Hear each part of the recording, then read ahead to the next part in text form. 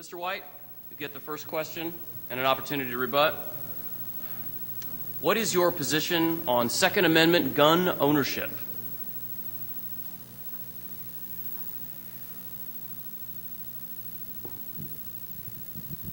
I think the Second Amendment's pretty clear.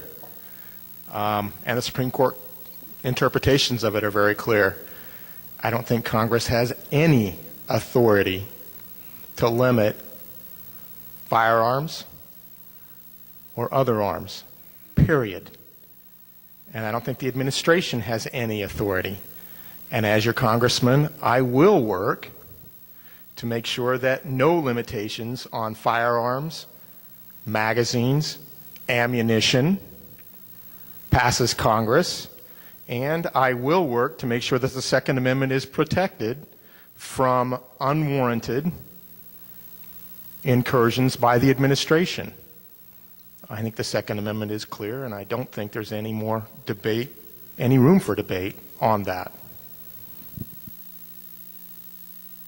I also am a strong supporter of the Second Amendment, but I have to confess to you I have the lowest NRA rating of any Republican in the state of Georgia.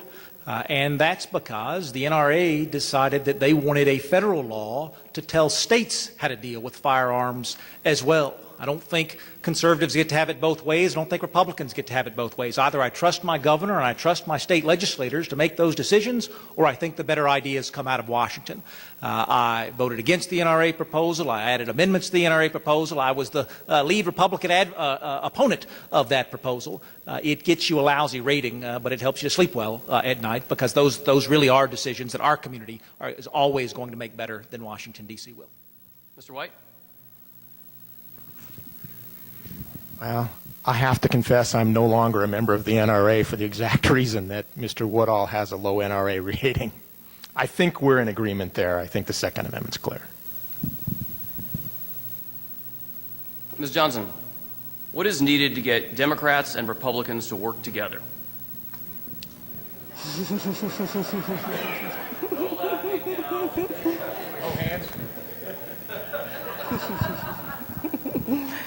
I'm a lobbyist, and just working down at the Capitol, I realize that they need to listen to each other. They need to listen to the concerns on both sides of the aisle and just work together more harmoniously to make sure that we're passing legislation that works for both sides.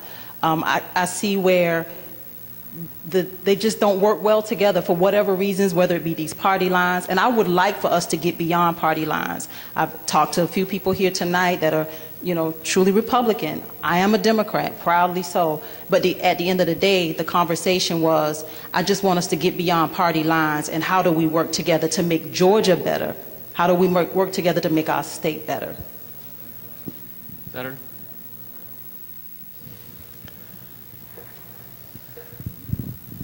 That's a great question, but I think you have to understand we're not Washington here in Georgia, and we do work together. I'll give you a good example. A couple of examples, as a matter of fact. One for me particularly in DeKalb County. I'm one of 7 senators. I'm the only Republican. I believe there's 17 House members. There's 2 Republicans. I was able to pass a property tax freeze in conjunction with the Democrats for the people of DeKalb County. There's a good example of it. Last year in the General Assembly, we actually had a Democrat-initiated bill, a technical grant, to give the kids scholarships. Stacey Evans, a Democrat, worked together with Governor Deal and his administration. Same thing in the Senate. We passed that particular legislation. So I think, to be fair, you know, we do work on a bipartisan basis down in the General Assembly. I've watched it over the years, and they were probably most effective when we do that. Thank you. Ms. Johnson? Well, the hot button issue was the cityhood issues, and I don't think they work well together at all on that issue. I think that there was much needed conversation that needed to happen, and they weren't having those conversations. Some legislators decided that they wanted to just force it through, and I watched that unfold as well. And that's just not the way we do. That's not the way we legislate here in Georgia, and it shouldn't be the way we do it.